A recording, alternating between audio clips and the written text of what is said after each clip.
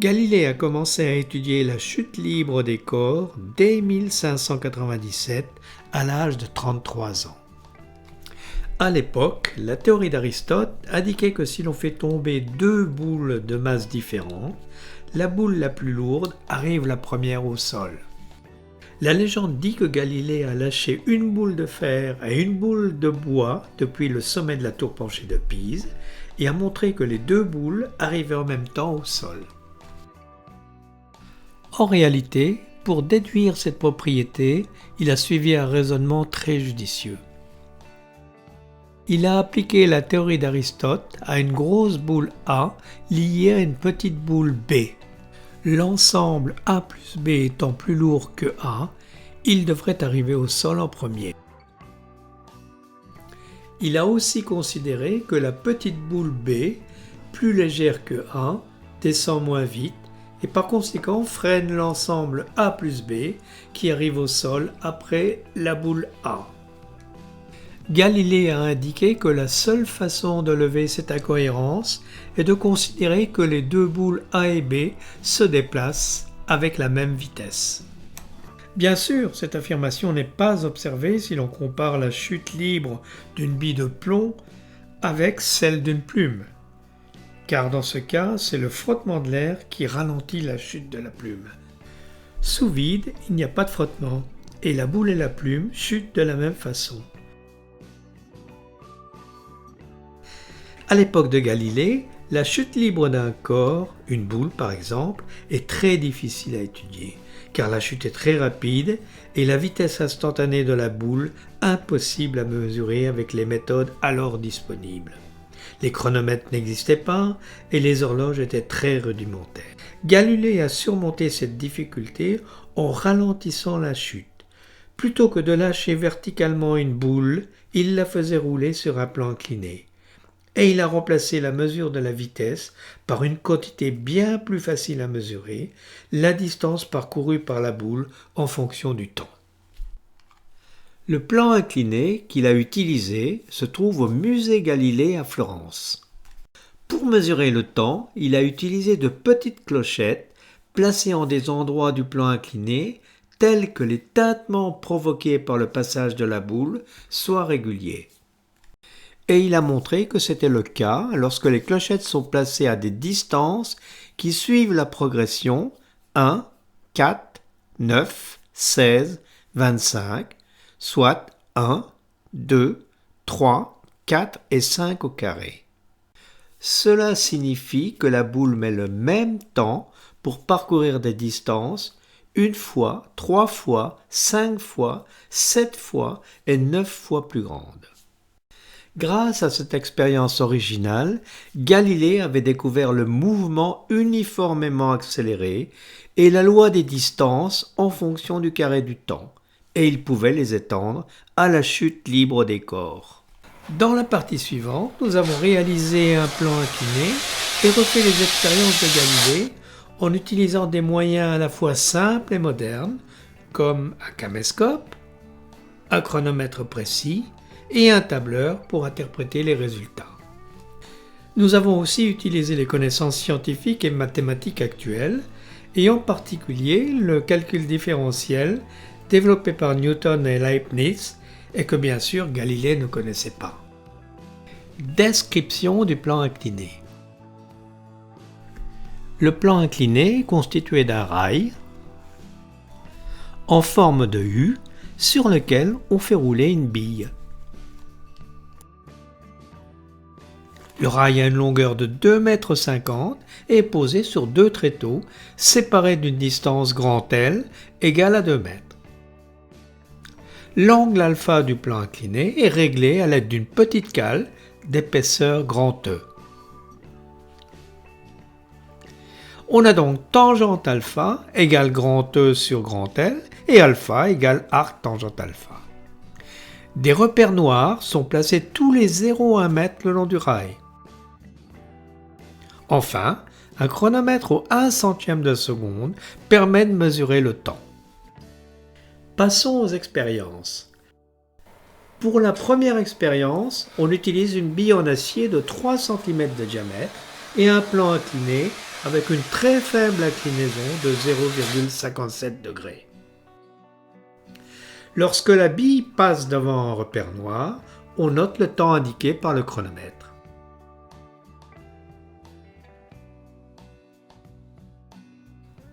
Et pour démarrer le mouvement de la bille au temps t égale 0 secondes, on retranche à toutes les valeurs du temps 29,88 secondes et on obtient ces valeurs. Comme l'avait indiqué Galilée, grâce à son plan incliné muni de petites clochettes placées à des endroits bien définis, on constate que la bille met la même durée pour aller de 0 à 0,1 mètre, de 0,1 mètre à 0,4 mètre, de 0,4 mètre à 0,9 mètre, de 0,9 mètre à 1,60 m et de 1,60 m à 2,50 m. Ce qui correspond à des écarts de 1 fois, 3 fois, 5 fois, 7 fois et 9 fois 0,1 mètre. Donc à une suite de nombres impairs 1, 3, 5, 7, 9, etc. Finalement, ces positions particulières sont situées à 1 fois, 4 fois, 9 fois, 16 fois et 25 fois 0,1 mètre, c'est-à-dire à 1 au carré, 2 au carré, 3 au carré, 4 au carré et 5 au carré.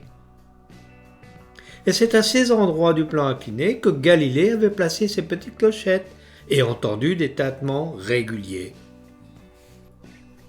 On peut faire la même constatation pour n'importe quel écart de distance, comme par exemple ici 0,2 m. Ces résultats indiquent que le déplacement grand D de la bille suit une loi de type grand D égale kt au carré, avec k une constante. Une petite remarque, les faibles différences de durée constatées expérimentalement sont principalement liées aux imprécisions dans la mesure du temps. En effet, le caméscope utilisé enregistre 60 images par seconde et les mesures au 1 centième de seconde ne sont donc pas parfaites. Pour préciser les choses, on peut tracer la courbe de la distance grand D parcourue par la bille en fonction du temps. C'est une fonction parabolique du type grand D égale kt au carré. Pour s'en convaincre, on peut tracer grand D en fonction de t au carré. On obtient une droite dont la pente est égale à k. Sa valeur s'obtient à partir du rapport A sur B, et dans le cas présent, k égale 2,5 divisé par 9,17 au carré, soit 0,030 mètres par seconde au carré. L'équation de la droite est donc grand D égale 0,030 t au carré. Depuis Galilée, les mathématiques et la physique ont bien évolué et l'on sait maintenant que la vitesse petit v en mètres par seconde s'obtient en dérivant grand D par rapport au temps t. La dérivée par rapport au temps de grand D égale kt au carré et petit v égale 2kt. Et dans le cas présent, petit v égale 2 fois 0,030 t, soit petit v égale 0,060 t. La représentation graphique de cette fonction est une droite de pente 2k. La droite montre que la vitesse de la bille augmente de façon linéaire avec le temps. La bille subit donc une accélération petit a. Et l'accélération de la bille en mètres par seconde au carré s'obtient en dérivant la vitesse v par rapport au temps. Pour v égale 2kt, on obtient petit a égale 2k, ce qui donne petit a égale 2 fois 0,030 mètres par seconde au carré, soit petit a égale 0,060 mètres par seconde au carré. C'est une constante qui ne dépend pas du temps. Ce graphe illustre cette propriété. En conclusion, la distance grand D parcourue par la bille est une fonction en kt2. La vitesse de la bille v est une fonction de kt et l'accélération de la bille, petit a, une constante de valeur 2k. On peut finalement exprimer grand D et petit v en fonction de l'accélération petit a et obtenir ainsi grand D égale 1/2 de AT au carré et petit v égale AT. Dans le cas de l'expérience numéro 1, on obtient les valeurs suivantes de la distance parcourue grand D et de la vitesse petit v. Finalement, un seul paramètre, l'accélération petit a, suffit pour définir à la fois le déplacement grand D et la vitesse petit v de la bille en fonction du temps. C'est la caractéristique d'un mouvement uniformément accéléré. Dans toutes les expériences suivantes, seule l'accélération petit a sera désormais indiquée. Quelle est l'influence de l'angle d'inclinaison alpha sur l'accélération petit a? L'expérience précédente impliquait une bille d'acier de 3 cm de diamètre et un plan incliné de 0,57 degrés. Et elle a permis de mesurer une accélération de 0,060 mètres par seconde au carré. Nous avons réalisé 2 autres expériences avec la même bille, mais avec des angles d'inclinaison de 1,57 degrés et 2,49 degrés, et mesuré, avec la procédure décrite précédemment, des accélérations de 0,158 et 0,230 mètres par seconde au carré. Ce graphe récapitule ces résultats. Il montre que l'accélération de la bille augmente de façon quasi linéaire avec l'angle d'inclinaison alpha. Peut-on en déduire la valeur g de l'accélération de la pesanteur, c'est-à-dire l'accélération verticale, pour un angle alpha de 90 degrés. La théorie indique que l'accélération est égale à g sinus alpha. Cependant, ce résultat n'est valable que pour un objet qui glisse sans aucun frottement sur un plan incliné. Dans le cas d'une bille pleine qui roule sur un plan incliné, il faut tenir compte du moment d'inertie de la bille. On a alors petit a égale 5/7 de g sinus alpha. Soit g égale 7a sur 5 sinus alpha. Si on applique cette formule aux 3 accélérations mesurées expérimentalement, on obtient une valeur de g comprise entre 7,4 et 8,4 mètres par seconde au carré. La différence avec la valeur réelle de g, qui vaut 9,81 mètres par seconde au carré, est liée aux frottements qui se produisent entre la bille et le rail.